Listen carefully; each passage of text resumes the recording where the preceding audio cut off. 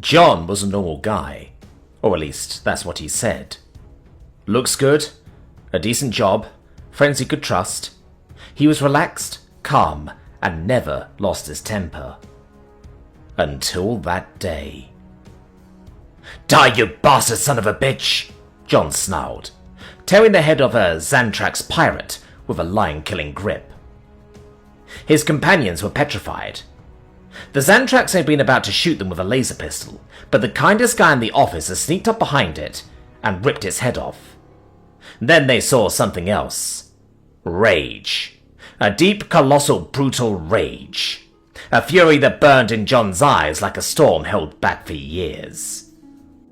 "Run to headquarters," he ordered, his voice chilling, as icy as PAX 9's worst winter.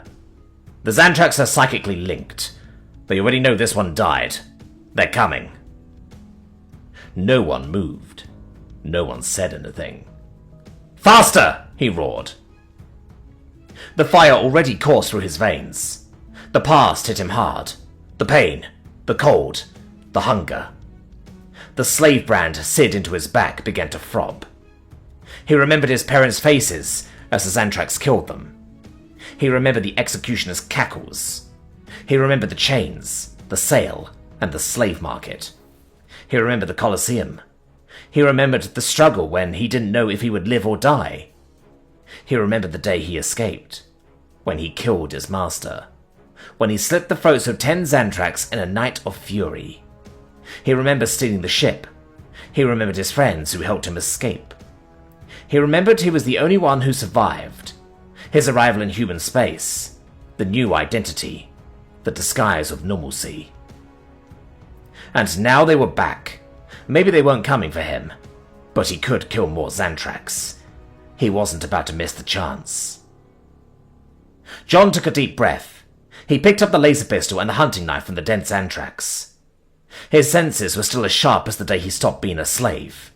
Pistol in one hand, knife in the other. And a smile, a sincere smile, born of the most primitive happiness. Revenge. Then they started to arrive. A curious thing about the Xantrax is their psychic connection. They functioned almost like a hive mind, capable of executing complex plans with surgical precision, but that came at a price. If you caused one enough pain before killing it, the rest felt it. Not for long, just a few seconds. But sometimes a few seconds are enough to unleash hell. John learned this when one of his captors hit himself, and the others around him flinched simultaneously. The first one appeared around the corner, tall, slender, with that metallic blue skin and lidless eyes. John threw the knife straight at its face. Clean hit. Eyes. Scream. Pain. He shot the second in one of its long legs, shattering the outer bone. The Xantrax fell to the ground, screaming. The rest staggered, stunned by the shared echo of suffering. And then, the chaos began. John charged them with the pistol still smoking and his gaze blaring. That look no longer belonged to an office worker. That look had been born in the darkness of cages. He knew why they had come. He understood the Xantrax language. They were saying things about hostages, about ransoms, and about payments. They weren't after him. Their plan was to extort the company John worked for. It seemed there were only a few of them, stealth suits and light weapons.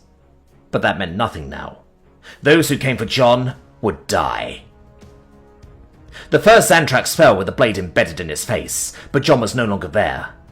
He had leapt aside, rolling between overturned tables, while the second alien's laser burned the air where his head had been a second before. Shot. A red flash. The second Xantrax screamed as it took the hit to the leg, its outer bone crunching like glass under a hammer. The others hesitated. The psychic connection transmitted the pain to them, and for an instant their movements were clumsy, like puppets with tangled strings. It was all John needed. Slash! The knife sliced the third one's neck, streams of bluish blood arcing through the air. Tear! His claws closed around the fourth's arm, twisting it until the inner bone, fragile as ceramic, exploded under the pressure. Shot! The laser pierced the skull of a fifth, but the overheated weapon burned John's palm, blistering his hand. It didn't matter. He held it with blood and pure hatred. The Xantrax adapted. They advanced in a semicircle formation, blocking the exits. One of them, larger, wielded a vibro knife that hummed like a swarm of insects. John dodged the first slash, but the blade opened a gash in his side. Hot blood. Familiar pain. Stab. He plunged the knife into the giant's armpit, the weak point he'll remember from the slave markets, and twisted. The Xantrax howled, and the wave of agony paralyzed the others. Shot, shot, shot. 3 hairs exploded in sequence, but the weapon finally blew up in his hands, leaving his fingers charred. He didn't stop. He grabbed the vibro knife from the corpse and lunged at the rest. He was no longer a man, but a whirlwind of metal and flesh. Every movement was efficient, brutal, and learned in the arenas of Malvia 5. A spin to open a belly, a low kick to break a knee, and a headbutt to shatter a flat nose. The Xantrax fell, but they kept coming. Until the pain betrayed them. John had left the giant alive, writhing on the ground with the knife still buried. Every groan of the monster echoed in the hive mind, clouding the reflexes of its companions. And John exploited every spasm, every hesitation. John wasn't sure how much time had passed. A couple of minutes? Hours? Around him, some 32 Xantrax bodies lay piled like discarded meat. His arm looked like it had been put through an industrial shredder. The laser pistol, overloaded beyond its capacity, had left his hand covered in open, oozing blisters. His hand charred and several fingers missing. He had more wounds than intact skin. The blood he'd lost seemed impossible to survive. And yet, he smiled. He walked back as best he could. Every step was a battle, every breath a sacrifice. His legs trembled, his ribs ached. Everything in him screamed to stop. And then he fell. The world tilted and threw him to the ground with a dull thud. Face down, his face in the dust and blood, he asked himself a simple question. Am I going to die? He got no answer, but he never stopped smiling. Half an hour later, the special forces arrived, but it was already too late for John. He lay on the ground, surrounded by an ocean of Xantrax corpses. An impossible scene. A single fallen human. All employees are alive. No one expected something like this. Everyone anticipated a massacre. The silence was thick. The rescuers didn't speak.